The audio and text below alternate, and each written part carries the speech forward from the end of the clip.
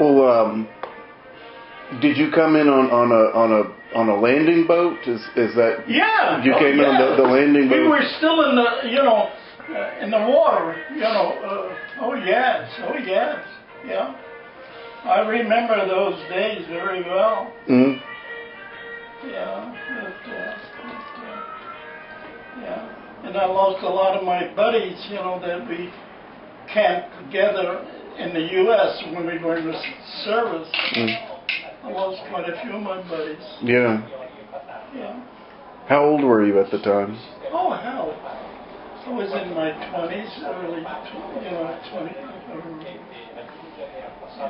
Well, that was in 44, wasn't it? Yeah, June 6th. Yeah, 44. So 44, and he was born in... You were born in 1915, right? Let's see. I left Italy when Hitler and Mussolini were together, buddies. I think that was in 1950, 1920.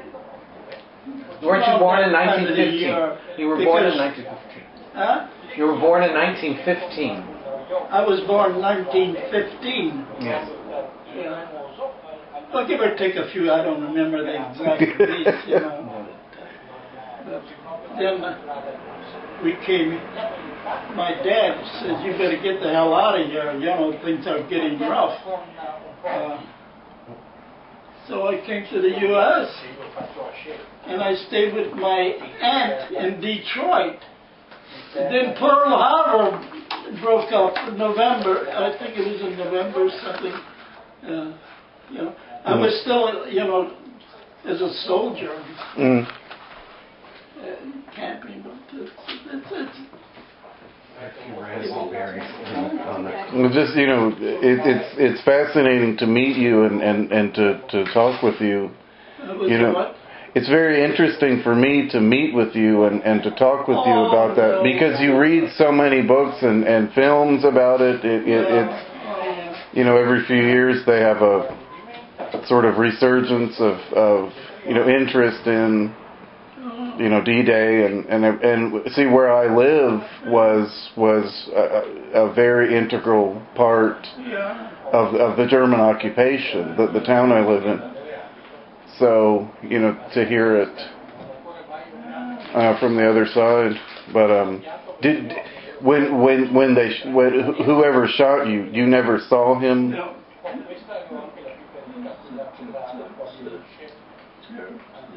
It's almost eating your mark. I got quite a nice little paper, The Stars and Stripes. Really? It was a nice article about quite a few things that I did. I was trying to protect myself. I was no hero. It just so happened to be that, I was no hero. You were just in the interesting time and interesting place. Yeah. But they make it interesting more when they publish it to induce patriotism. And sometimes patriotism gets on the border of being anarchy. Of course. You know what I'm getting? Yeah, sure. Oh, yeah. Let's talk about nice women. Yeah. Always an interesting subject. But they can cause a lot of trouble too. Trust me. We know. And men too. We know. We're eating too many raspberries. Well, we're here in We're a real taste sensation. Yes, how's your raspberries yogurt? This is panna cotta. Very narrow street. All right. Well, thanks. I'll grill you some later. All right. Yeah. I can't tell what he's making. He said there's a potato, piece of potato. What do you call it? Oh, stretcher? Yeah. Yeah. And I remember saying that, and I was, I would, in pain, I would, And they told the gentleman, if this guy goes here, we're going to beat the shit out of him. They were rough. The Americans were rough, you know. But, Sure. yeah, everything is dirty, you know, in war. There's nothing, you know. Whether we do it or they do it. Yeah. Well, there was, I guess, a sense of revenge, maybe, from the American side. You know, just it's a sort of anger and. Oh yeah. Yeah. And it's more so today. Today, to some points, I could see Gaddafi hating us. I could understand that. Sure. Well, we killed how many of his children, you know. We need to put a halt on some of these guys that love war. Mm. You know, it's dirty. And I met a hell of a lot of. I met personally as an artist teacher these women with being of an Italian name. They say, boy, they love to paint, and then I was introduced to their husbands. I met personally Hewlett Packard. You know, Hewlett Packard was at one time, I think he was secretary of the not of the army, production. Mm-hmm. Hewlett Packard. And Lucille, I met her. You know, she was always happy to. You know, they were lonely women. I met a lot of those big guys. During the when the Russians were trying to get help Cuba, I met Mr. Gorman. He was a colonel. I met him, and they lived in Palo Alto. They lived at that time. They lived in Palo Alto and Los Altos Hill, a very rich area. Sure, Palo Alto. Very rich area. Yeah, I've been there. I know it. Yeah, it's very so you know rich. that I've been. Yeah, I've seen it. I met a lot of them. Lucia Packard.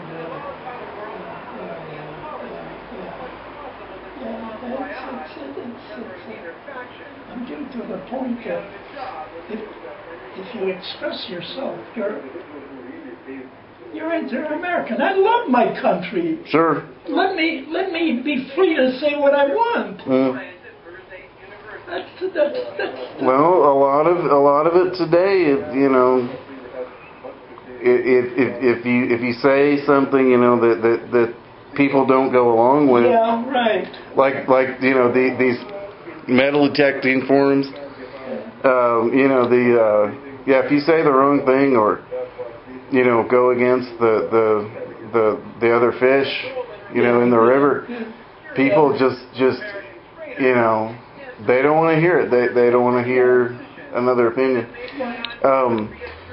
And then when you were about to land on Normandy Beach, what was the weather like? What was how did you feel? Pretty good. Was it pretty good? Basically, yeah. Oh, it was how did you feel? I mean, what were you thinking? You know. It was we were fighting hedge fighting, small little pieces, you know. You know, at that time, the one that was killed, my general, he was a cocky.